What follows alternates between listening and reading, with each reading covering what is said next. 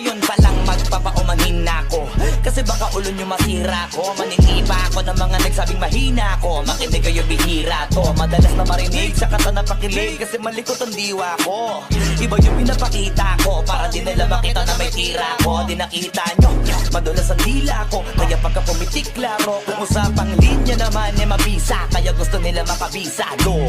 Di man ako magaling kumanta pero hindi to pipiyo kasi nagkisa ko. Pag ako sumargo pala sigurado kahit lapis lang mga gawing tapo. Buti na nga lang na ang ngiti pa ko. Kahit ang dami na nila mga ngiting aso. Inaasing tako, kaso di sila asintado. Kaya di ako apektado.